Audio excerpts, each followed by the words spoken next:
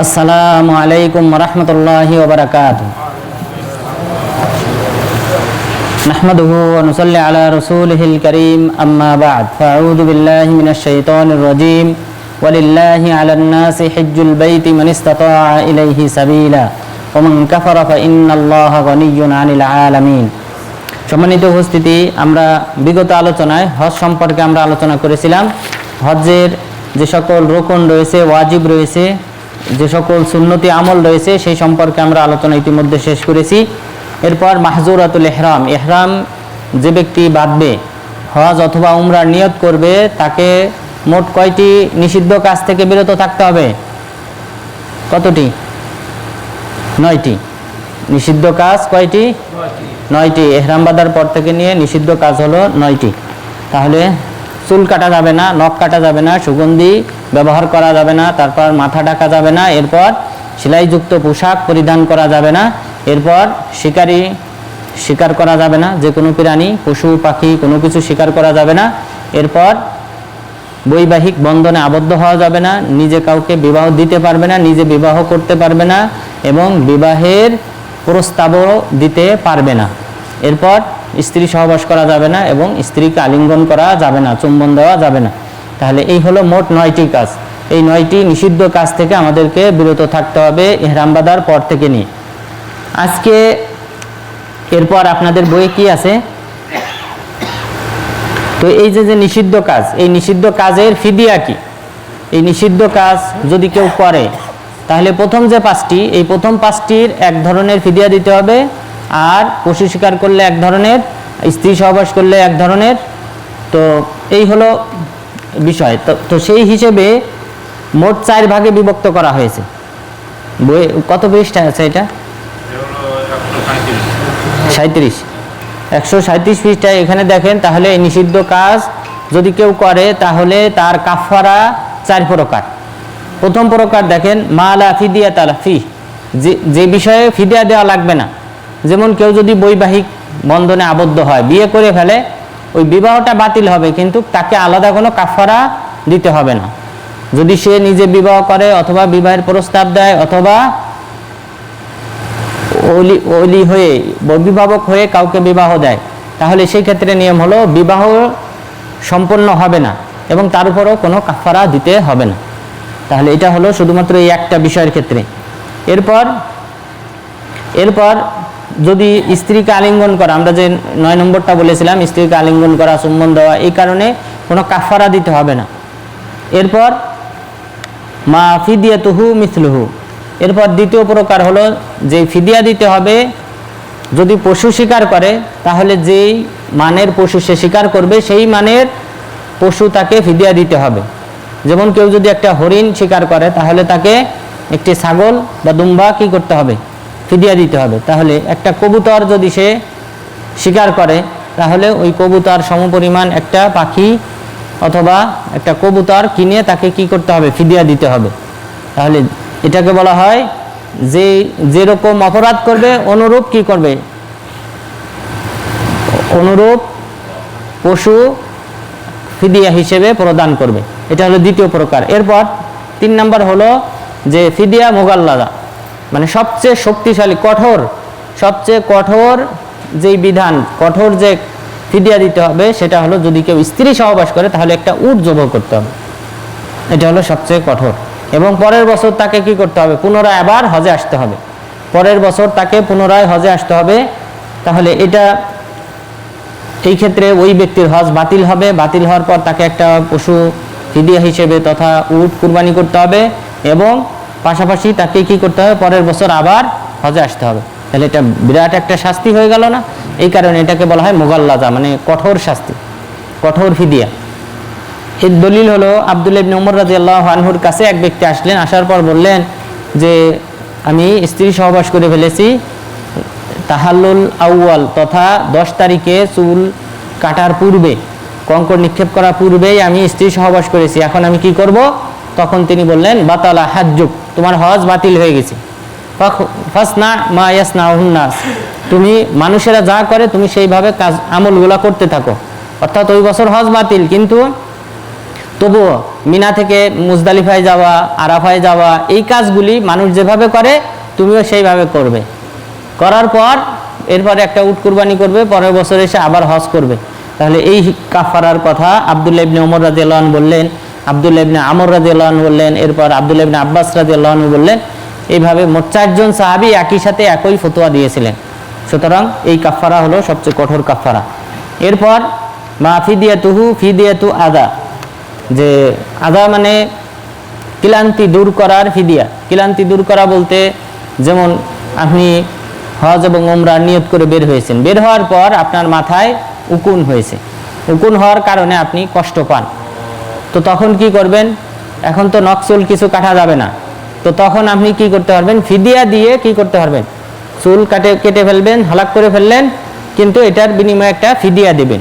এটাকে বলা হয় ক্লান্তি দূর করার বা প্রশান্তি লাভ করার কাফারা। আর এটার কাফারা হলো যে হয় আপনি কি করবেন? একটা পশু কুরবানি করবেন, একটা ছাগল কুরবানি করবেন, ফিদিয়া হিসেবে দেবেন, অথবা 3 দিন সিয়াম পালন করবেন। 3 দিন সিয়াম পালন করবেন, অথবা 6 জন মিসকিনকে খাবার খাওয়াবেন। তাহলে এটা হলো এই কাফারা, ফিদিয়াতু আযা বলা হয়। তাহলে এই হলো মোট 4 প্রকার।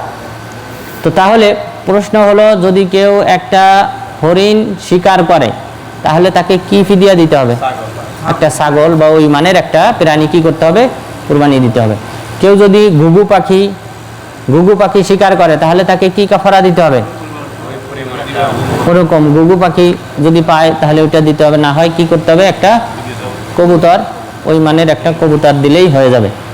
এরপরে যদি কেউ বিবাহ বন্ধনে আবদ্ধ হয় ইহরাম বাঁধার পরে, তাহলে তার হুকুম কি? কাফারা দিতে হবে? বিবাহ বাতিল, কিন্তু কাফারা নাই, তার কাফারা নাই, ঠিক আছে। এরপর যদি কেউ নখ কাটে, ইহরামের নিয়ত করে ফেলেছে, নখ কেটেছে অথবা সুগন্ধি ব্যবহার করেছে, নখ কেটেছে, চুল কেটেছে অথবা সুগন্ধি ব্যবহার করেছে, অথবা এই সেলাইযুক্ত পোশাক পরিধান করে ফেলেছে, জুব্বা পরিধান করেছে অথবা প্যান্ট পরেছে, অথবা নিচে গেঞ্জি ছিল, খেয়াল করে নাই, গেঞ্জি পরা অবস্থায় উমরা করছে, তাহলে তার হুকুম কি? কি কাফারা দিতে হবে? একটা ছাগল অথবা দুম্বা, অথবা 3 দিন রোজা রাখতে হবে, অথবা 6 জন মিসকিনকে খাবার খাওয়াতে হবে, ঠিক আছে। তাহলে এই 5টার প্রথম যে 5টা নিষিদ্ধ কাজ, প্রথম 5টা কি? চুল কাটা, নখ কাটা, এরপরে সুগন্ধি লাগানো, এরপর মাথা ঢাকা এবং সেলাইযুক্ত পোশাক পরিধান করে। এই 5টার কাফারা হলো একই। এই 5টার কাফারা হলো একই, যে তাকে কি করতে হবে? হয় একটা ছাগল বা দুম্বা জবাই করতে হবে, না হয় 3 দিন সিয়াম পালন করতে হবে, না হয় 6 জন মিসকিনকে খাবার খাওয়াইতে হবে। তারপর আপনাদের বই কি আছে? হজ্জের দিনগুলির নাম, এটা আছে হজ্জের দিনগুলির নাম। হ্যাঁ, আচ্ছা, তাহলে প্রথম দিন অর্থাৎ 8 তারিখ, 8 তারিখের নাম কি? তারবিয়া, ইয়াউমুত তারবিয়া। তারবিয়া বলা হয় অর্থাৎ পিপাসা নিবারণ করা। তারবিয়া মানে পিপাসা নিবারণ করা, অর্থাৎ ওই দিন 8 তারিখে মানুষ যেহেতু মিনাতে যাবে, সুতরাং ওই দিন তারা প্রস্তুতি নিত, পানি মশক ভর্তি করে, পানি ভর্তি করত, মশক ভর্তি করত, জমজম পানি তারা নিজেরা বহন করে নিয়ে যেত। এই কারণে এটাকে কি বলা হয়? ইয়াউমুত তারবিয়া, তথা পিপাসা নিবারণ করার দিন। এরপর ইয়াউমু আরাফা, 9 তারিখকে বলা হয় আরাফার দিন, কেননা 9 তারিখে আরাফায় অবস্থান করতে হয়, না হলে হজ বাতিল। এরপর ইয়াউমুল ঈদ, ইয়াউমুন নাহর, ঈদের দিন অথবা কুরবানি, পশু কুরবানি করার দিন, এটা বলা হয়, এটা হলো 10 তারিখ। এরপরের দিন বলা হয় ইয়াউমুল কর। ইয়াউমুল কর বলা হয় মিনাতে অবস্থান করার দিকে লক্ষ্য করে, কর ইস্তেকরার। তো এই দিনে যেহেতু মিনাতে থাকতে হয়, রাত্রি যাপন করা ওয়াজিব, এবং ওই দিনে মিনাতে থাকাটা আবশ্যক, যেহেতু আপনার কমপক্ষে 2 দিন থাকতে হয়, তো সেই দৃষ্টিকোণ থেকে এটাকে ইয়াউমুল কর আল আউয়াল বলা হয়, ইয়াউমুল কর আল আউয়াল। এরপর ইয়াউমুল কর বলা হয়। এরপরে পরের দিনটা বলা হয় ইয়াউমুন নাফর। ইয়াউমুন নাফর, নাফর মানে চলে আসা, দ্বিতীয় দিন যদি কেউ কঙ্কর করে চলে আসে তাহলে চলে আসতে পারে, অর্থাৎ কুরবানির দিন গেল, এরপরে পরের দিন তো থাকতে হবে, ওই দিন অবস্থান করতে হয়, এই কারণে ইয়মুল কর বলা হয়।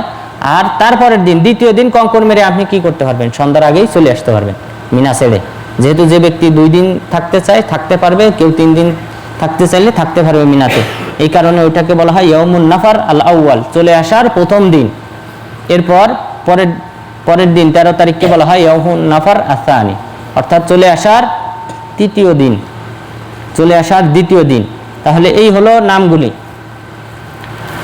এরপর দোয়া করার স্থানসমূহ, এটা গুরুত্বপূর্ণ। দোয়া কোন কোন স্থানে দোয়া করতে হয় সেই স্থানগুলি। তাহলে প্রথমে কি আছে, আরাফা বাদা জাওয়াল। তাহলে আরাফার দিন আপনি দুপুর হওয়ার পরে আপনি কি করবেন, দোয়া করবেন। রাসূল সাল্লাল্লাহু আলাইহি ওয়াসাল্লাম দুপুর হওয়ার পর থেকে দোয়া শুরু করতেন। এরপর দ্বিতীয় যে জায়গায় দোয়া করতে হয় সেটা হলো মুজদালিফাতে বাদা ফাজরি ইয়াউমিত তাসে হাত্তাল ইসফার। তাহলে মুজদালিফাতে তো রাত্রি যাপন করলেন, রাত্রি যাপন করার পর ওখানে ফজর পড়লেন, ফজর পড়ে কি করতে হবে, ইনদাল মাশআরিল হারাম, মাশআরুল হারামের নিকটে এসে কি করতেন, রাসূল সাল্লাল্লাহু আলাইহি সাল্লাম দোয়া করতেন। তাহলে আপনারা ওই মিনাতে রাত্রি যাপন করে মাশআরে হারামের কাছে এসে ফজর হওয়ার পরে, অর্থাৎ সূর্য ওঠার পূর্বে, সূর্য ওঠার আগ পর্যন্ত ওই জায়গায় মাশআরুল হারামে রাসূল সাল্লাল্লাহু আলাইহি সাল্লাম দোয়া করতেন। এরপর রমিউল জামারা আসসুগরা ওয়াল উস্তা ইয়ামাত তাশরিক, অর্থাৎ 11 তারিখ 12 তারিখ এবং 13 তারিখ এই 3 দিন মসজিদে খয়েফ থেকে যখন প্রবেশ করবেন কঙ্কর নিক্ষেপ করার জন্য, তখন যে প্রথম পিলারটা পড়বে এবং দ্বিতীয় পিলারটা পড়বে, এই দুইটা, প্রথমটা হলো সুগরা, দ্বিতীয়টা উস্তা, এই দুইটা পিলারের কাছে কি করতে হবে, বাইতুল্লাহমুখী হয়ে দোয়া করতে হবে। তাহলে 11, 12 এবং 13 তারিখে রাসূল সাল্লাল্লাহু আলাইহি ওয়াসাল্লাম ছোট জামরা এবং মধ্যম জামরা, এই দুইটা জামরা এখানে এসে কি করতেন, দোয়া করতেন। তারপরে বড় যে জামরাটা 3 নম্বরটা, ওখানে দাঁড়ানো যাবে না, ওখানে দোয়া করা যাবে না, এই দুইটার কাছে এখানে কি করতে হবে, দোয়া করতে হবে। তাহলে এই জায়গায় হাত তুলে রাসূল সাল্লাল্লাহু আলাইহি ওয়াসাল্লাম দোয়া করেছেন। এরপর ফির তওয়াফের সময় রাসূল সাল্লাল্লাহু আলাইহি ওয়াসাল্লাম দোয়া করেছেন। মুলতাজাম বলা হয়, অর্থাৎ যে গেট, বাইতুল্লাহর যে গেট, ওই গেট এবং হাজরে আসওয়াদ এর মাঝে এই জায়গাটাতে রাসূল সাল্লাল্লাহু আলাইহি সাল্লাম নিজের শরীর এবং 2 হাত এইভাবে সম্প্রসারিত করে কাবা ঘরের সাথে লাগিয়ে তিনি কি করেছেন, দোয়া করেছেন। আর আব্দুল্লাহ ইবনে আব্বাস রাদিয়াল্লাহু আনহু থেকে সহিহ সনদে বর্ণিত হয়েছে, তিনি বলেছেন এই জায়গায় মুলতাজাম, এই জায়গায় যদি কেউ দোয়া করে আশা করা যায় তার দোয়া কবুল হবে। তাহলে আব্দুল্লাহ ইবনে আব্বাস রাদিয়াল্লাহু আনহু থেকে সহিহ সনদে সাব্যস্ত হয়েছে দোয়া কবুল হওয়ার ব্যাপারে, আর দোয়া করেছেন এটা সাব্যস্ত হয়েছে রাসূল সাল্লাল্লাহু আলাইহি ওয়াসাল্লাম থেকে। তাহলে এটা হলো তওয়াফের সময়। এরপর সাই করার সময় সাফা এবং মারওয়া পর্বতে রাসূল সাল্লাল্লাহু আলাইহি ওয়াসাল্লাম দোয়া করেছেন। কিভাবে দোয়া করেছেন, মোট তাহলে প্রথমে তো সাফা পাহাড়ে ওঠার সময় বলতেন ইন্নাস সাফা ওয়াল মারওয়াতা মিন শাআইরিল্লাহ, এতটুক পাঠ করতেন, ইন্নাস সাফা ওয়াল মারওয়াতা মিন শাআইরিল্লাহ। তাহলে এটা আপনারাও পাঠ করবেন, সাফা পর্বতে যখন উঠবেন, ওঠার সময় এই আয়াতটা পাঠ করবেন। পাঠ করার পর এরপর সাফা পর্বতে যখন উঠলেন, উঠার পর বাইতুল্লাহ মুখী হয়ে 3 বার আল্লাহু আকবার বলবেন। বলার পর কি বলবেন, লা ইলাহা ইল্লাল্লাহু ওয়াহদাহু লা শারীকা লাহু লাহুল মুলকু ওয়া লাহুল হামদু ওয়া হুয়া আলা কুল্লি শাইইন কাদির, লা ইলাহা ইল্লাল্লাহু ওয়াহদাহু আনজাযা ওয়া'দাহু ওয়া নাসারা 'আবদাহু ওয়া হাযামাল আহজাবা ওয়াহদা। এই দোয়াটা একবার পাঠ করলেন। পাঠ করার পর তারপরে আপনি কি করবেন, হাত তুলে নিজের যে দোয়া আছে, নিজের চাওয়া, অর্থাৎ আপনি শুরু থেকে আল্লাহু আকবার যে যখন তাকবীর দেবেন বাইতুল্লাহমুখী হয়ে, তখন থেকে হাত তুলে দোয়া করতে পারবেন, তখন থেকে এই দোয়াটা পাঠ করলেন। পাঠ করার পর আপনি নিজের জন্য দোয়া করবেন, হে আল্লাহ তুমি আমার রিজিক বৃদ্ধি করে দাও, আমার সন্ততিতে বরকত দান করো, আমার ফ্যামিলিতে বরকত দান করো, আমার মা বাবাকে তুমি ক্ষমা করে দাও। এইভাবে আপনার যে চাওয়া আছে সেই চাওয়াটা চাইবেন। তাহলে একবার ওই দোয়াটা পাঠ করলাম, করার পর এইভাবে আল্লাহর কাছে আপনি নিজের জন্য চাইলেন। চাওয়ার পর আবার কি করবেন, ওই দোয়াটা পাঠ করবেন। ওই দোয়াটা পাঠ করার পর তারপর আবার ওইভাবে নিজের জন্য চাইবেন। তারপর 3 নম্বর বার আবার ওই দোয়াটা পাঠ করবেন। তাহলে ওই দোয়াটা লা ইলাহা ইল্লাল্লাহু ওয়াহদাহু কতবার পাঠ করতে হবে, 3 বার, কিন্তু এর মাঝে আবার 2 বার কি করতে হবে, নিজের জন্য চাইতে হবে। এই পদ্ধতিতে রাসূল সাল্লাল্লাহু আলাইহি ওয়াসাল্লাম দোয়া করতেন। কে কে আছেন এই পদ্ধতিতে আমল করছেন? হাত ওঠান। হ্যাঁ, তাহলে আমরা কতগুলা উমরা করছেন এখানে যারা আছেন? মোটামুটি সবাই তো কয়েকদিন পর পর শেখ বাস দেন, বাস লাগবে, উমরায় যাব।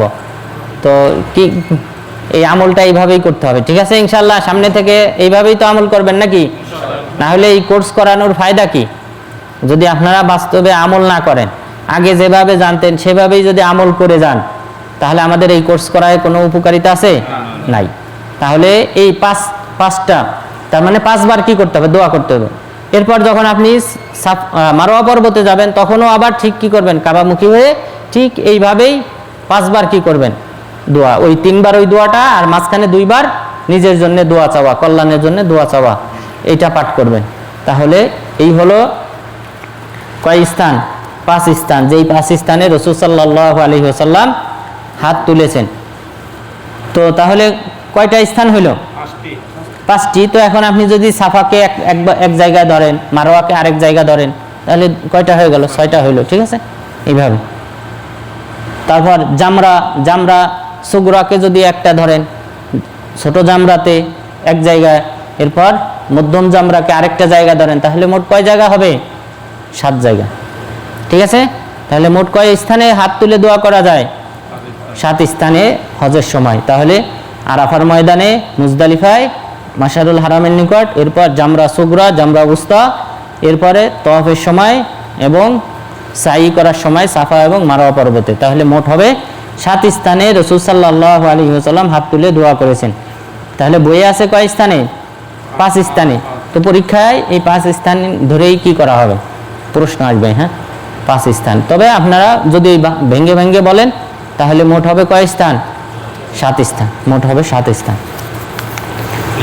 এরপর সিফাতুল উমরা ওয়াল হজ, উমরা এবং হজের সংক্ষিপ্ত বিবরণ। এটা আপনারা পড়ে নিয়েন, কারণ এটার বিবরণ তো আসলে অনেক বড়, নাকি নাকি সংক্ষেপে বলবো? আচ্ছা, উমরার বিবরণ হলো কি? প্রথমে কি করতে হবে? প্রথমে সুন্নত দিয়ে আমাদের শুরু করতে হবে। প্রথমে কি করতে হবে? পরিষ্কার পরিচ্ছন্ন হইতে হবে, অর্থাৎ মোষ, গোপ, এরপরে অবাঞ্ছিত পশম, নখ, এগুলা কেটে পরিষ্কার পরিচ্ছন্ন হইতে হবে। পরিষ্কার পরিচ্ছন্ন হওয়ার পর গোসল করতে হবে, সুন্নতি নিয়ম। গোসল করতে হবে। গোসল করে তারপর কি করতে হবে? যদি শরীরে সুগন্ধি লাগাইতে চান লাগাইতে পারেন, তবে ইহরামের যে কাপড় রয়েছে কাপড়ে লাগাবেন না, ইহরামের কাপড়ে সুগন্ধি লাগাবেন না। এরপর ইহরামের কাপড় পরিধান করলেন, পরিধান করে মিকাতে আসলেন। মিকাতে আসার পর আপনাদের মিকাত নাই, আপনারা এখান থেকে সরাসরি মিকাতে না গেলেও হবে, যেহেতু আপনারা মিকাতের ভিতরে। মিকাতের যদি বাহিরে থাকতেন তারা হলো মিকাতে আসবে, কিন্তু আপনারা যেহেতু মিকাতের ভিতরে আছেন, সুতরাং আপনারা সরাসরি মিকাতের পাশ দিয়ে চলে যাবেন, এখানে না থামলে হবে। আপনাদের ইহরাম হলো আপনাদের হোটেল থেকে, আপনাদের রুম থেকে, ঘর থেকে। তো এখান থেকে আপনারা কি করবেন? ইহরামের কাপড় পরে আল্লাহুম্মা লাব্বাইকা উমরা বলে বের হয়ে যাবেন। এটা হলো নিয়ম আপনাদের ক্ষেত্রে। তো এরপরে যাদের মিকাতে আসার তারা মিকাতে আসবে। মিকাতে এসে কি করবে? যদি জুলহুলাইফা হিসেবে এখানে যদি কেউ 2 রাকাত আদায় করতে চায়, করতে পারে। রাসূল সাল্লাল্লাহু আলাইহি ওয়াসাল্লামের কাছে জিবরিল আলাইহিস সালাম আসলেন, আসার পর বললেন যে সল্লি ফি হাদাল ওয়াদি আল মুবারাক, আপনি এই বরকতময় উপত্যকায় সালাত আদায় করেন। তো সেই হিসেবে যদি 2 রাকাত আদায় করতে চান করতে পারেন, অথবা যে কোনো নামাজের পরে ইহরাম বাঁধতে পারেন, যে কোনো নামাজে। কিন্তু উমরার ক্ষেত্রে উমরার ইহরামের জন্য নির্ধারিত কোনো নামাজ নাই, যে ইহরাম করতেছি এই কারণে আমাকে 2 রাকাত সুন্নত আদায় করতে হবে, এরকম কোনো বিধান নাই। তবে জুলহুলাইফা মিকাতের ক্ষেত্রে ভিন্ন, এখানে এসে যদি কেউ 2 রাকাত আদায় করতে চান করতে পারেন, যেহেতু রাসূল সাল্লাল্লাহু আলাইহি ওয়াসাল্লাম রাসূল সাল্লাল্লাহু আলাইহি সাল্লামকে জিবরিল আলাইহিস সালাম এসে বলেছিলেন আপনি বরকতময় উপত্যকায় আছেন, আপনি এখানে সালাত আদায় করেন। পরে রাসূল সাল্লাল্লাহু আলাইহি সাল্লাম ফজরের সালাত আদায় করে তারপরে হজ্জের নিয়ত করেছিলেন। এরপর এই মিকাত থেকে, মিকাতে আপনি যদি আদায় করলেন, সালাত আদায় করলেন অথবা আদায় করলেন না, এরপরে ওখানে কি করবেন? যখন আপনার সওয়ারিটা বাইতুল্লাহ মুখী হবে তখন আপনি কি করবেন? তখন আপনি নিয়তটা যেটা আছে, অর্থাৎ বিশেষ নিয়ত, অন্তরে তো নিয়ত আছে, এই কারণে তো আপনি গোসল টোসল করে তারপরেই তো মিকাতে গেলেন বা ইহরাম কাপড় পরিধান করলেন, ওই নিয়তে হবে না এখানে। মিকাত থেকে নিয়ম হলো যে একটা দৃঢ় সংকল্প যে আমি এখন উমরা শুরু করলাম, আল্লাহুম্মা লাব্বাইকা উমরা, অথবা আল্লাহুম্মা লাব্বাইকা হাজ্জা, অথবা আল্লাহুম্মা লাব্বাইকা উমরাতান ওয়া হাজ্জা, এই হজ হিসেবে এই নিয়তের চেঞ্জ হবে। তো উমরা বললে আল্লাহুম্মা লাব্বাইকা উমরা বলে আপনি কি করবেন, রওনা দেবেন। তাহলে রাসূল সাল্লাল্লাহু আলাইহি সাল্লাম যখন সওয়ারির উপর উঠতেন তখন তিনি কি করতেন, নিয়ত করতেন। তো তাহলে আপনি যখন সওয়ারি তথা বাসে যখন রওনা দেবেন ওই সময় কি করবেন, এই নিয়তটা পাঠ করলেন। নিয়ত পাঠ করার পর থেকে নিয়ে এরপরে তালবিয়া পাঠ করা শুরু করবেন। লাব্বাইক আল্লাহুম্মা লাব্বাইক, লাব্বাইক লা শারীকা লাক লাব্বাইক, ইন্নাল হামদা ওয়ান নি'মাতা লাকা ওয়াল মুলক লা শারীকা লাক। এই তালবিয়া পাঠ করতে হবে কোন পর্যন্ত, বাইতুল্লাহ তওয়াফ শুরু করার আগ পর্যন্ত কি করতে হবে, এই তালবিয়াটা পাঠ করতে হবে। এটা হলো উমরার। আর হজের তালবিয়া 10 তারিখে যখন প্রথম কঙ্কর নিক্ষেপ করবেন জামরা কুবরাতে, এই কঙ্কর নিক্ষেপ করার পর এই 7টি কঙ্কর নিক্ষেপের শেষে তালবিয়া বন্ধ হয়ে যাবে। এরপর আইয়ামে তাশরিক 3 দিন যে ওখানে থাকবেন, রাসূল সাল্লাল্লাহু আলাইহি সাল্লাম ওখানে তালবিয়া পাঠ করেন নাই। ওই দিনগুলিতে এমনি সাধারণ যে জিকির, তাকবীর, আল্লাহু আকবার, ওই তাকবীরগুলা দিয়েছেন। তাহলে হজের ক্ষেত্রে হলো 10 তারিখের কঙ্কর নিক্ষেপ করার শেষ পর্যন্ত, এরপরে সে বন্ধ হয়ে যাবে তালবিয়া পাঠ। আর উমরার ক্ষেত্রে হলো, উমরার ক্ষেত্রে বাইতুল্লাহ তওয়াফ শুরুর আগ পর্যন্ত আপনি কি করতে পারবেন, তালবিয়া পাঠ করতে পারবেন। এরপর বাইতুল্লাহ তওয়াফ শুরু করবেন। তওয়াফের শুরুতে কি করতে হবে, ডান কাঁধ খোলা রেখে ডান কাঁধের নিচ দিয়ে ইহরামের কাপড় বাম কাঁধের উপর রাখতে হবে, এইভাবে ইস্তেবা করতে হবে। এরপর রমাল করতে হবে প্রথম 3 চক্করে। তাহলে কাঁধ খোলা থাকবে 7 তওয়াফে। আর রমল অর্থাৎ ছোট ছোট কদমে কাঁধ দুলিয়ে হাঁটা, এটাকে বলা হয় রমল করা। এই রমল করবেন প্রথম 3 তওয়াফে, এভাবে তওয়াফ করবেন। এবং তওয়াফ যখন শুরু করবেন তখন হাজরে আসওয়াদকে হাতের বাম পাশে রেখে আপনি কি করবেন, এখন তো স্পর্শ করা বা চুম্বন দেওয়া কঠিন, এই কারণে কি করবেন, দূর থেকে বিসমিল্লাহি আল্লাহু আকবার বলে যাত্রা শুরু করবেন। এরপর পরের যে 6 বার রয়েছে প্রতিবারে আপনি কি করবেন, শুধু আল্লাহু আকবার বলে ওই হাজরে আসওয়াদের দিকে ইশারা করে তারপর কি করবেন, তওয়াফ শুরু করবেন। এরপর তওয়াফ করতে করতে যখন রুকনে ইয়ামানি এবং হাজরে আসওয়াদের মাঝে আসবেন তখন রব্বানা আতিনা ফিদ দুনিয়া হাসানা ওয়া ফিল আখিরাতি হাসানা ওয়া কিনা আযাবান নার, এই দোয়াটা পাঠ করবেন। এটা হলো শুধুমাত্র দোয়া তওয়াফের ক্ষেত্রে, আর কোনো নির্দিষ্ট কোনো দোয়া নেই। এরপর আপনি ওই তওয়াফের মাঝে আল্লাহ তাআলার জিকির সুবহানাল্লাহ, আলহামদুলিল্লাহ, আল্লাহু আকবার, লা ইলাহা ইল্লাল্লাহ সহ অন্যান্য যে আমল রয়েছে আপনি সেই জিকিরের বাক্যগুলা পাঠ করবেন। এইভাবে শেষ হলো। এরপর শেষ হওয়ার পর এরপরে আপনি জমজম পানি পান করতে পারেন। রাসূল সাল্লাল্লাহু আলাইহি ওয়াসাল্লাম জমজম পানি পান করেছেন। পান করে এসে এরপর মাকাম ইব্রাহিমের 2 রাকাত সালাত আদায় করেছেন। এরপর পরে আবার পুনরায় আবার এসে কি করেছেন, এই হাজরে আসওয়াদে চুম্বন দিয়েছেন। কিন্তু এখন চুম্বন দেওয়া একটা স্বপ্ন, অনেকের জন্য স্বপ্ন, মানে অনেক কঠিন। তো সেই দৃষ্টিকোণ থেকে যারা পারবেন না তারা ওই জমজম পানি পান করে মাকাম ইব্রাহিমের পিছনে 2 রাকাত সালাত আদায় করে এরপরে সাফা পাহাড়ে উঠবেন।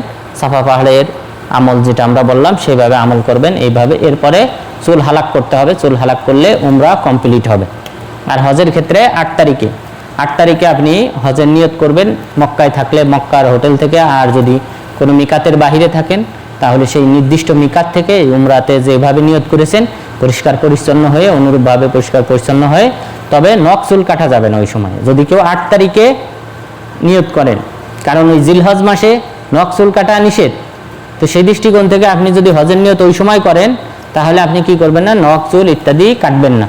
শুধু আপনি গোসল করলেন, গোসল করে এরপরে নিয়ত পাঠ করে মিনাতে চলে যাবেন। মিনাতে ওখানে গিয়ে জোহর, আসর, মাগরিব, ঈশা, ফজর 5 ওয়াক্ত সালাত ওখানে আদায় করতে হবে। এবং প্রত্যেক ওয়াক্তের সময় সালাত আদায় করতে হবে কসর করে। জোহরের সময় জোহর 2 রাকাত, আসরের সময় আসর 2 রাকাত, মাগরিবের সময় মাগরিব 3 রাকাত, ঈশার সময় ঈশা 2 রাকাত, ফজরের সময় ফজর। এইভাবে আদায় করে তারপরে আপনি সূর্য ওঠার পর তারপরে আরাফার দিকে রওনা দেবেন। আরাফায় ওখানে সূর্য ডুবার পর আকাশের যে হলুদ বর্ণ রয়েছে বা লালিমা রয়েছে সেটা দূর হওয়ার পর তারপর ওখান থেকে মুজদালিফার উদ্দেশ্যে রওনা দেবেন। মুজদালিফা থেকে ফজর ওখানে রাত্রি যাপন করে ফজরের সালাত আদায় করে সূর্য উঠলে, সূর্য ওঠার আগ পর্যন্ত আপনি মাশারুল হারামের নিকট দোয়া করলেন। এরপরে রওনা দিলেন। রওনা দেওয়ার সময় বাতনে মুহাসসার থেকে রাসূল সাল্লাল্লাহু আলাইহি ওয়াসাল্লাম কঙ্কর কুড়িয়ে নিয়েছেন। এই যে 10 তারিখে কঙ্কর নিক্ষেপ করতে হবে, সেটা কিন্তু তিনি মুজদালিফা থেকে মিনায় যাওয়ার সময় পথে বাতনে মুহাসসার, যেই জায়গায় হস্তি বাহিনীকে ধ্বংস করা হয়েছে। আপনারা সূরা-ফিলে আপনারা জেনেছেন যে আব্রাহা, এই ইয়ামানের বাদশা আব্রাহা, সে কিন্তু বাইতুল্লাহ ভাঙ্গার জন্য যখন এই বাতনে মুহাসসারে পৌঁছায়, তখনই কিন্তু আবাবিল পাখি তথা এই পাখিগুলি কি করেছিল, তার উপর কঙ্কর নিক্ষেপ শুরু করেছিল। তো ওখানেই ধ্বংস হয়েছিল, আর ওখান থেকেই রাসূল সাল্লাল্লাহু আলাইহি ওয়াসাল্লাম কঙ্করগুলি কুড়িয়ে নিয়েছেন। ওখান থেকে কুড়িয়ে নিতে পারেন, আর না হয় সমস্যা নাই, আপনি ওই জামরাতে পৌঁছে ওখান থেকেও কঙ্কর নিয়ে কঙ্কর নিক্ষেপ করতে পারেন। এরপর বাকি যে 3 দিন থাকবেন, শুধুমাত্র এই 10 তারিখের যে কঙ্কর নিক্ষেপ, এটা করতে হবে জোহর হওয়ার আগে। আর বাকি পরে যে 11 তারিখ, 12 তারিখ, 13 তারিখ, সেই দিন মারবেন জোহর হওয়ার পর থেকে নিয়ে সূর্য ডোবার আগ পর্যন্ত, এই সময়ে আপনি কঙ্কর নিক্ষেপ করবেন বাকি 3 দিন। এইভাবে আমল করতে হবে। আর 10 তারিখের আমল হলো 5টি। 10 তারিখের আমল হলো গুরুত্বপূর্ণ। 10 তারিখের আমল হলো, প্রথমত কঙ্কর নিক্ষেপ করলেন জামরা কুবরাতে, এরপর চুল হালাক করে ফেললেন, চুল হালাক অথবা মুন্ড ছোট করে ফেললেন, এরপর আপনি ইহরামের কাপড় খুলে ফেলতে পারবেন। তারপর আপনাকে পশু কুরবানি করতে হবে এবং বাইতুল্লাহ তওয়াফ করতে হবে, তওয়াফে ইফাদা, এবং বাইতুল্লাহ এবং সাফা এবং মারওয়ার মাঝে সাই করতে হবে। এই হলো মোট 5টি কাজ। তারতিব ধারাবাহিকতা আবশ্যক না, যেহেতু ওই দিনে সাহাবাগণ কোনো ধারাবাহিকতা রক্ষা না করে আমল করেছিলেন। রাসূল সাল্লাল্লাহু আলাইহি সাল্লামকে জিজ্ঞাসা করেছিলেন, তারা সকলেই বলেছিলেন, তাদের সবাইকে বলেছিলেন লা হারাজ, অসুবিধা নেই, যে যেভাবে আমল করেছে অসুবিধা নেই। তো এটা হলো নিয়ম। তাহলে এই 5টি আমল, ওই দিনের হজটাই, ওইটাই হলো ইয়াউমুল হাজ্জিল আকবার, বড় হজের দিন। এটা বিভিন্ন রাওয়ায়াতে আসছে, বড় হজের দিন হলো ওই 10 তারিখের হজ। তো সুতরাং এইভাবে আমাদের হজ কমপ্লিট হবে।